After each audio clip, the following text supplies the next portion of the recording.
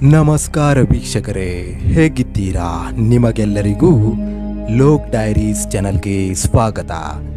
ಕೆಲಸದ ಸ್ಥಳದಲ್ಲಿ ಕಠಿಣ ಪರಿಶ್ರಮ ಮತ್ತು ಕೌಶಲ್ಯವು ಹೆಚ್ಚು ಉಪಯುಕ್ತವಾಗಿದೆ ಎಂದು ನಮಗೆಲ್ಲರಿಗೂ ತಿಳಿದಿದೆ.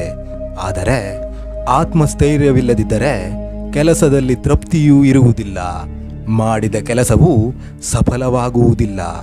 ಆದ್ದರಿಂದ ಆತ್ಮವಿಶ್ವಾಸವನ್ನು ಹೊಂದಿರುವುದು ಅತ್ಯಂತ ಮುಖ್ಯವಾಗಿದೆ. ಆತ್ಮವಿಶ್ವಾಸ ಹೊಂದಲು ಈ 5 ವಿಷಯಗಳು ಮುಖ್ಯವಾಗಿದೆ. ನಿಮ್ಮ ಕಂಫರ್ಟ್ ಝೋನ್ನಿಂದ ಹೊರಬನ್ನಿ. ಪ್ರತಿಯೊಬ್ಬ ವ್ಯಕ್ತಿಯು ತನ್ನದೇ ಆದ ಆರಾಮ ವಲಯವನ್ನು ರಚಿಸುತ್ತಾನೆ. ಅದರಲ್ಲಿ ಅವನು ತನ್ನ ಕೆಲಸವನ್ನು ಆರಾಮವಾಗಿ ಮಾಡುವುದನ್ನು ಮುಂದುವರೆಸುತ್ತಾನೆ. ಅಂತಹ ವ್ಯಕ್ತಿಗೆ ಹೊಸ ಕೆಲಸವನ್ನು ನಿಯೋಜಿಸಿದರೆ ಅವನ ಆತ್ಮಸ್ಥೈರ್ಯವು ಕಡಿಮೆಯಾಗುತ್ತದೆ ಮತ್ತು ಅದನ್ನು ಮಾಡಲು ನಿರಾಕರಿಸುತ್ತಾನೆ.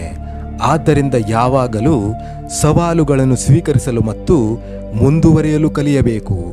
ನೀವು ಹೊಸದನ್ನು ಮಾಡಲು ಪ್ರಾರಂಭಿಸಿದ ತಕ್ಷಣ ನೀವು ಆತ್ಮವಿಶ್ವಾಸವನ್ನು ಅನುಭವಿಸಲು ಪ್ರಾರಂಭಿಸುತ್ತೀರಿ.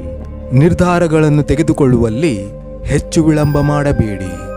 ಈ ವೇಗದ ಜೀವನದಲ್ಲಿ ಯೋಚಿಸಲು ಮತ್ತು ಅರ್ಥ ಮಾಡಿಕೊಳ್ಳಲು ಕೆಲವು ಅವಕಾಶಗಳಿವೆ.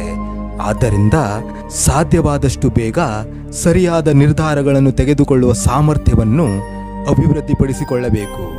ನೀವು ಗಂಭೀರ ನಿರ್ಧಾರಗಳನ್ನು ತೆಗೆದುಕೊಳ್ಳಲು ಪ್ರಾರಂಭಿಸಿದಾಗ ನೀವು ಅಲ್ಲಿಂದ ಆತ್ಮವಿಶ್ವಾಸವನ್ನು ಗಳಿಸಲು ಪ್ರಾರಂಭಿಸುತ್ತೀರಿ. ಆತ್ಮವಿಶ್ವಾಸದ ಜನರೊಂದಿಗೆ ಇರಿ. ನೀವು ಆತ್ಮವಿಶ್ವಾಸವಿಲ್ಲದ ಜನರೊಂದಿಗೆ ಸ್ನೇಹಿತರಾಗಿದ್ದರೆ ಅಂತಹ ಸ್ನೇಹಿತರಿಂದ ದೂರವಿರುವುದು ಉತ್ತಮ.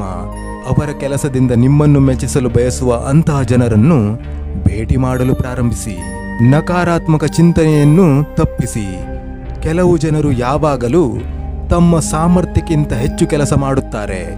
ಅದೇ ಸಮಯದಲ್ಲಿ ಕೆಲವರು ತಮ್ಮ ಸಾಮರ್ಥ್ಯಕ್ಕೆ ಅನುಗುಣವಾಗಿ ಅದನ್ನು ಮಾಡಲು ಸಾಧ್ಯವಾಗುವುದಿಲ್ಲ. ನೀವು ಆಫೀಸ್ ಕೆಲವು ಹೊಸ ಪ್ರಾಜೆಕ್ಟ್ಗಳನ್ನು ಮಾಡಿದ್ದರೆ ಅದನ್ನು ಮಾಡಲು ಸಾಧ್ಯವಿಲ್ಲ ಎಂದು ಯೋಚಿಸಬೇಡಿ.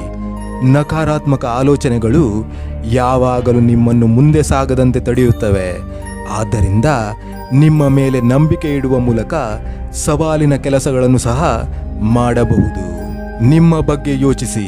ಪ್ರತಿದಿನ ನಿಮ್ಮ ಬಗ್ಗೆ ಯೋಚಿಸುವ ಸಮಯವನ್ನು ತೆಗೆದುಕೊಳ್ಳಿ. ನೀವು ಏನನ್ನು ಸಾಧಿಸಲು ಬಯಸುತ್ತೀರಿ? ನಿಮ್ಮ ಭವಿಷ್ಯದ ಯೋಜನೆಗಳೇನು? ನಿಮಗೆ ಹೊಸ ಅವಕಾಶಗಳು ಬಂದರೆ ನೀವು ಅದಕ್ಕೆ ಸಿದ್ಧರಿದ್ದೀರಾ ಅಥವಾ ಇಲ್ಲವೇ? ಇವು ನಿಮ್ಮ ಆತ್ಮವಿಶ್ವಾಸವನ್ನು ಹೆಚ್ಚಿಸಲು ಸಹಾಯ ಮಾಡುವ ಕೆಲವು ವಿಷಯಗಳಾಗಿವೆ.